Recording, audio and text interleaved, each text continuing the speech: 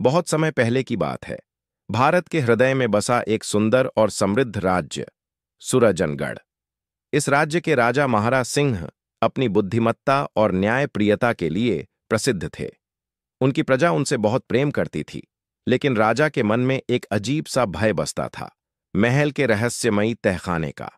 यह तहखाना पीढ़ियों से बंद था। कहा जाता था कि इसमें एक गुप्त खजाना छिपा है, लेकिन उसके साथ ही कोई भयानक रहस्य भी दफन है। राजा के पूर्वजों ने इसे खोलने का प्रयास किया था, परंतु वे या तो लापता हो गए या अजीब परिस्थितियों में उनकी मृत्यु हो गई। इस कारण राजा महाराज ने भी कभी उसे खोलने की हिम्मत नहीं की। रहस्य से पर्दा उठता है। एक दिन एक साधु दरबार में आया और बोला, राजा, तुम्हारे पूर्वजों की एक अधूरी गाथा उस तहखाने में दबी पड़ी है। यदि तुम्हें अपने राज्य का कल्याण चाहिए तो तुम्हें सत्य का सामना करना होगा।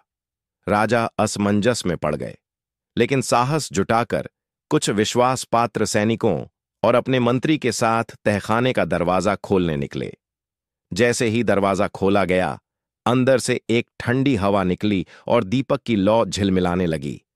तहखाने में घुसते ही राजा ने देखा कि वहां सोने चांदी के भंडार थे, परंतु सबसे चौंकाने वाली चीज थी एक पुरानी चित्रकथा। खुला एक अतीत का भयानक सच। चित्रकथा में राजा महारा के पूर्वज राजा विक्रम सिंह की कहानी अंकित थी।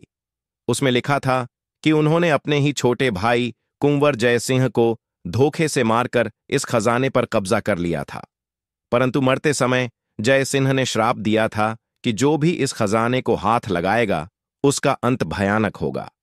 जैसे ही राजा महारा ने यह कथा पढ़ी, तहखाने की दीवारों पर अचानक कंपन होने लगा। सैनिक डर गए और बाहर भागने लगे। राजा को लगा कि यह उनके पूर्वजों के पापों का प्रतिफल है। उन्होंने तुरंत साधु को बुलाया।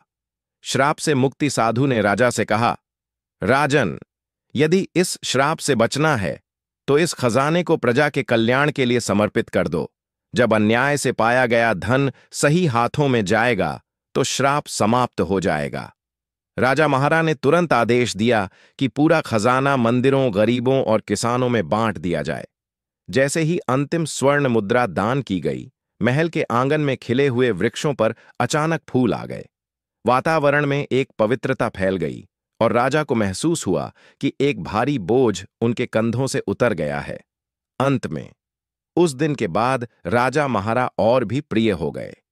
सुरजनगढ़ में खुशहाली बढ़ गई और वह राज्य शांति और समृद्धि का प्रतीक बन गया। राजा महाराज को समझ आ गया था कि सच्ची समृद्धि दौलत में नहीं, बल्कि न्याय और सच्चाई में होती है।